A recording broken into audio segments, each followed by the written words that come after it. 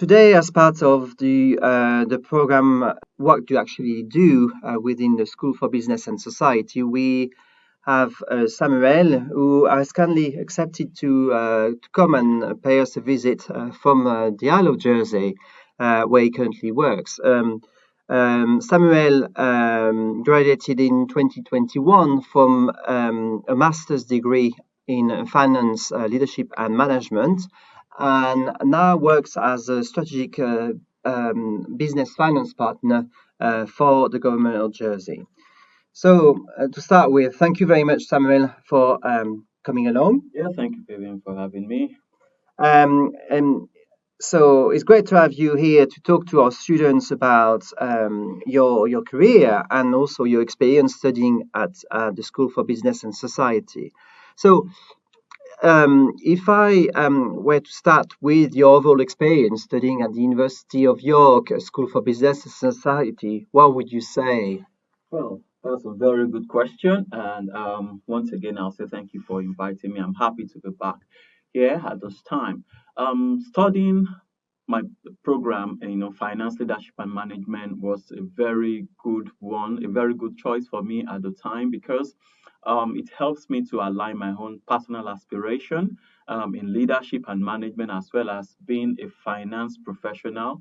So it gives me the theoretical understanding, of how the finance space work and also preparing me, for the career choices and direction that I was looking to do. So I'm really pleased the way the program was structured, the way it's run. I would, anytime I look back, I was really happy that I found that program at the time because, we've talked about it earlier. I was working and then I was looking for a program that allows me to combine, work, and then study. And the online program was designed in such a way that it's really flexible, from the comfort of my home or my office or anywhere I was at the time. I was able to engage with the course contents. The delivery was really good. I mean, so case studies, examples that are relatable. So I would say it was a really good program, and I enjoyed going through that program. Okay, thank you, Samuel. So you think that it did align with your career goals at the time? 100%. Okay, and then do you remember which modules or courses you found most valuable and why? Yeah. Well, I think I enjoyed corporate finance. It was, I remember having to look at the funding strategies of organizations. Many of the assignments and the papers that we have to do, focusing more on growth strategies of organizations and how they were able to attract finance, how they are able to raise finance, to finance their growth strategies. I look at a number of companies trying to grow through M&As, through acquisitions and the like. So the funding strategy, how the deals were structured, and it was an eye-opening, kind of situation at the time, to be able to pay close attention. So I really enjoyed corporate finance. I also enjoyed, I think, portfolio monitoring. Yes, the investment valuations and portfolio, the theories behind it, and also the practical session. We have simulations, of real world examples where you have access to an allocated funding and then you have to plan your portfolio trying to look for balance, and also diversifying the investment, so it brings things to life really, from the course, and I enjoy that. Okay, brilliant. So it seems like the program curriculum was relevant to the current business landscape, was it? Yes, 100%. Really relevant. When I was deciding to go on a master's program, I was looking to go into core finance because prior to that time, I've been doing a lot of governance, accounting, auditing, reporting, and the like. So I was getting ready to go into core finance. And I was asking myself which course will really help me, to get into that, given my own experience and my aspirations. So a course in finance, in leadership, and in management was just a perfect, springboard for me to transition from, the transactional side of things in terms of reporting, auditing into the core finance. So it was really, really applicable. Getting into core finance and looking at the cost side, the cost content and what I currently do, is really, really applicable, really relevant. Okay, brilliant. So you wanted to move from transactional aspects of the finance role that you had at KPMG. Am I right to say that? Yeah. And then you wanted to move into core finance. Okay. So tell me about your role. How did you get into working as a strategic finance partner for the government of Jersey? Yeah, thank you very much. As I mentioned earlier, so I was working with KPMG. I was an audit manager, auditing companies, regulated entities, helping with reviews, account preparation, financial reporting. So, I look at things from an historical point of view at that point, because when you do audit, it's like retrospective. You look at what has happened in the past. So, I was looking to be more forward looking and type of area of core finance in terms of decision making, strategy, and the like. So once immediately I finished the master's program, and then an opportunity came up in the government of Jersey. They advertised a role, strategic finance business in the strategic finance department that is focusing on cost benefit analysis, which is just decision support, decision making.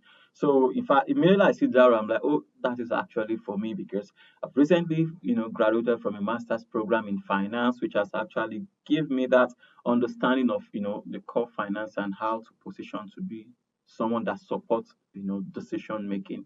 So I put in for that role, and I mean the rest is history, because yeah, I was able to leverage that program, Yeah. to be able to show my competence and my capabilities in being able to support. So, and what I do on a day-to-day basis is decision support.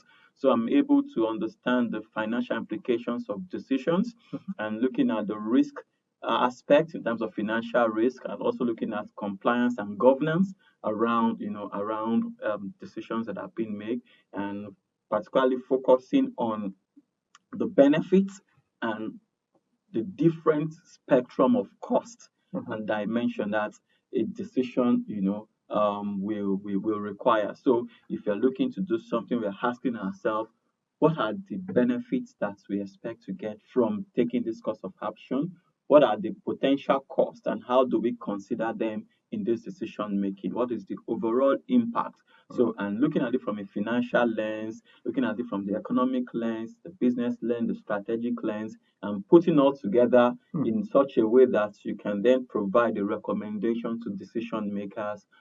Those are the type of things I do on a day-to-day basis, and I believe strongly that the foundation that I had from my professional experience, coupled with my program that I did with York in finance, actually helped to put things in perspective for me. Okay, so you look at best value for money for basically the government of Jersey. Could you give me an example of a typical day, for example, that you would look at a project, if you could share one with us today? Yeah. So the way it works is, on a typical day, I could just receive an email in my inbox with a business case. So the business case is a document that departments use to request for funding for different initiatives or the different project they want to do. So it's like an investment proposal. So in that business case, is divided into different sections. There is a section we call the strategic case.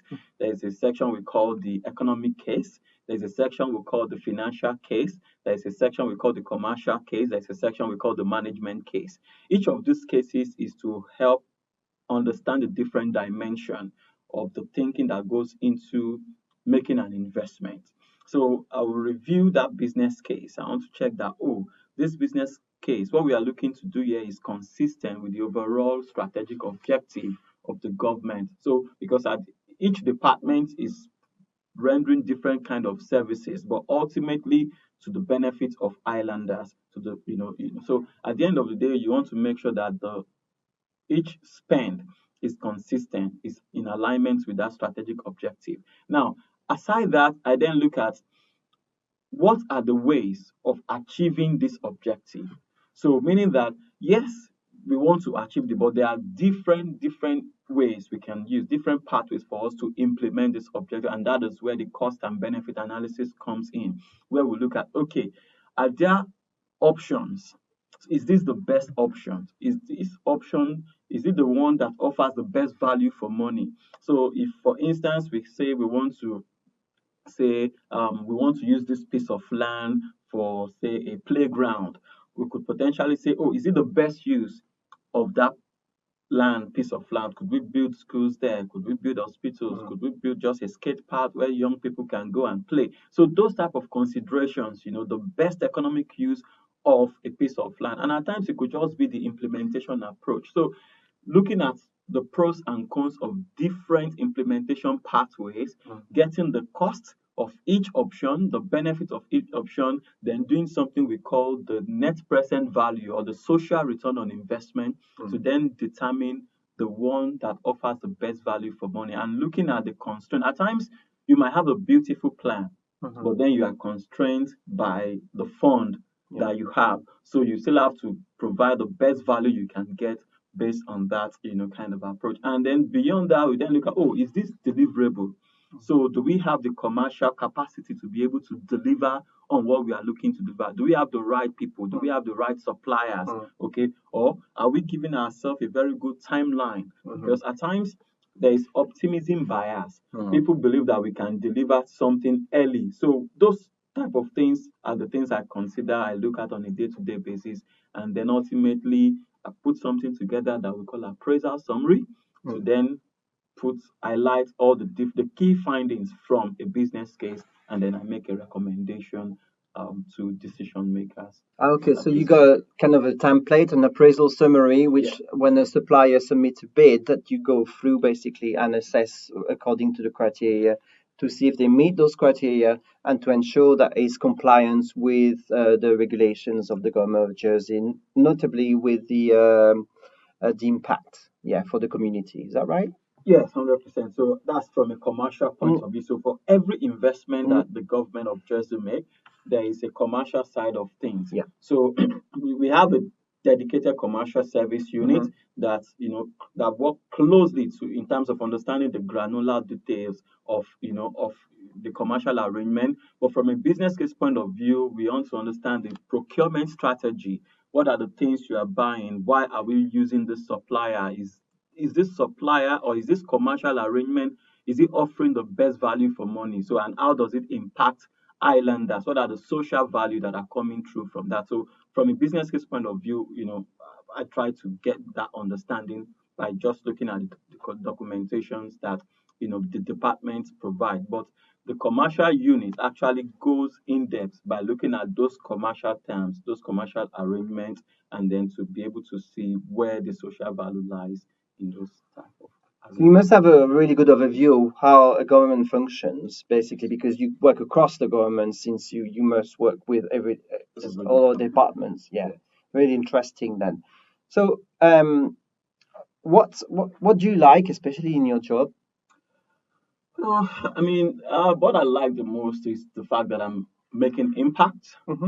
Everything I do have impact on day-to-day life. So I could be walking on the street and then I'm seeing a project that is happening somewhere, and oh yeah, I reviewed the business case for that. It's how you can see the day-to-day impact, of the work that we did. Making in government, you have the opportunity to make impact. So, during the COVID pandemic, a lot of response, from the government, and being part of the team that actually designed and thought through some of those relief packages and how you can strengthen the economy to ensure resilience. Those things, they are things that you see on a daily basis. It makes me happy because you can see them, physical is just in front of you. You can put on the news today, and then they are discussing some of the projects that you've had to help review, you've had to help recommend, you've had to help strengthen the case, in the business case development process. So the fact that I can see tangible outcome of the impact of the work I do makes me happy. Is it really effective, the impact? I mean, is it really meaningful, the impact? It is meaningful, because if you don't get it right, it then affects the direction of the community. So yeah, if the quality of the recommendation that you're making, if it's not in the right place, you would see that no, this is not working. And it then means that if you're looking to improve the quality of life, looking to improve the quality of infrastructure that you have on ground, then you have to do your work in such a way that will flow in that direction. So it's really, really impactful. It's really, really meaningful because you can see it. Oh, you'll be like, oh, I've been part of this project. What else can we do? So you will always see every year people coming for investment proposals, and as you review them, you see how they translate into actionable benefit that you can literally see. And at times when for instance, if I review a business case, I'm asking what more? What else can we do? What other dimensions is there that we need to consider? And by just considering those things, it might just mean that you are mitigating a risk that, oh, we could have gone this direction, but because of the work I have done, we've then reshaped, we are still doing the same thing, but we find a better way of doing it and we are achieving it faster. So for me, very impactful, and it's something I wake up to every day, fully ready to go and do. That's what gets you up in the morning. Yes. Okay. Some downsides in your job? Sorry. Some downsides in your job? Well, see, for every in every profession, that there is always you have pros, you have cons. I think what is critically important is you enjoying what you do and the resilience that you have as a person and how you navigate the environment. As with generally in public sector, the pace at which things happen might be slower compared to in the private sector, for instance. And if you're someone that is full of energy, you want to run, move faster, and then you have to then do things in a certain way. Then you have to learn to build the understanding and how to navigate those processes and systems to still be able to achieve your objective. So I would say for me, it's around ensuring that I find a way to still work within the frame, okay, regardless of how slow things might be, but still to be able to deliver outcomes that matters on a daily basis. So, um, Okay, thank you, Samuel. So, you are an international student. So, how did you feel like integrating into the work culture in UK? well, that is a very good question because the truth is that backgrounds matter. And when you move from your home country into a new country, there is a lot of culture shocks. You have to deal with a lot of understanding of the system. You have to understand how things work. You have to understand that some things are just the way they are, and what I found is the way I manage it is to quickly look for people that has similar background that I had and then that have been in the system. I then ask them and then try to understand how things are done. And immediately I realized that actually you need to learn the way things work. I think that open mindedness is what really helped me trying to understand the system, assimilating the environment, the culture. You know, you may have all the knowledge and all the experiences from your own country. You may have the skill set, you may have the competencies and the capabilities, but when you get into a host environment, there are norms, and your ability to understand those norms and understand how you can interact with it makes a lot of difference. So I think for me, at the initial stage, there was culture shock, but then because I like to quickly understand my environment, I was able to find a way around that, understand the system, but with the help of people that have gone ahead. Because when you allow yourself to be mentored, it's like you're standing on the shoulder of someone. So when you stand on their shoulder, you are taller than them. You can see farther and further than them. So, and it means that you can avoid some of the pitfalls that they might have made and that was the benefit of mentoring that I enjoy, particularly in the area of cultural transition. So it's not as if I didn't lose myself or my own cultural background, but I now have an understanding of how to integrate and then to work properly in that environment. You're the mentor within work then, who helps you to integrate? Well, I actively sought out Okay, mentors, okay. A but third party then. yeah, Okay. a third party, but someone in the office so someone that has been from my country that is already in that environment. I find them out. I find it very useful. And I use the same template. So I created a system when I first started working on the island to say anyone that is coming, because we have a lot of people coming from different part of the Yeah. world, and then anyone already from their region that is in the organization, we do a kind of a body system so that they can help them transition properly and settle. So I pioneered that for my And it's employer. great. It's very, I think, valuable to provide that to other, international workers who want to come to Jersey or in the UK to work. Um, okay, so any tips you would give to some of our students who would like to embrace a similar role to yours? What would be your top tips? Yeah, I think ultimately with career choices, you have to ask yourself what you really want to do. Many a times we go to school but we don't end up working in the space of our study. But if you're looking to go into finance, I think that open-mindedness, being inquisitive, ready to ask questions, ask why, is very important. And it's a fast-paced environment. The resilience, the internal drive to succeed, we always go a long way. So have a goal, have a personal plan. So a picture of yourself, where do I want to see myself? And then you position. So when as graduates, as undergraduates, in any course you're doing, start to picture yourself. Where do I want to be?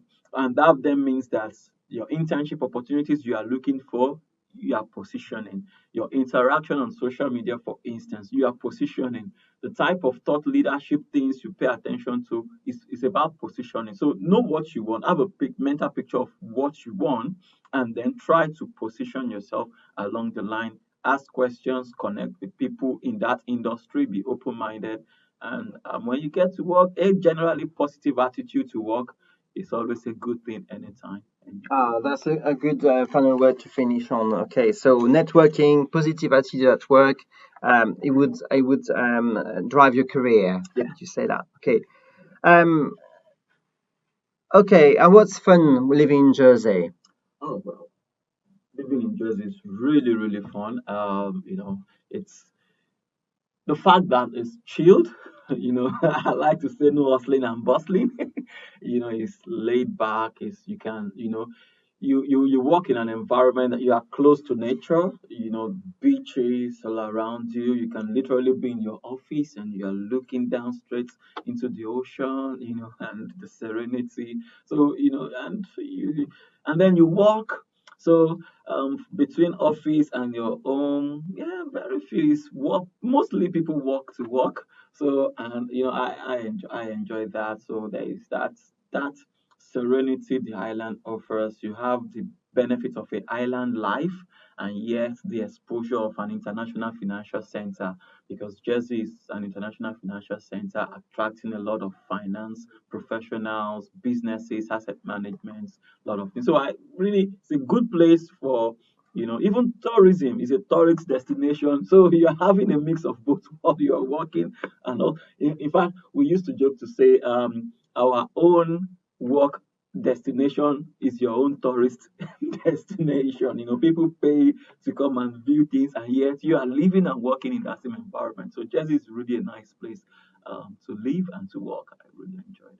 Okay, thank you very much for coming to visit us today, Samuel. Yeah, It's been a pleasure, and I wish you an excellent career. yeah, thank you very much. Bye now. Bye.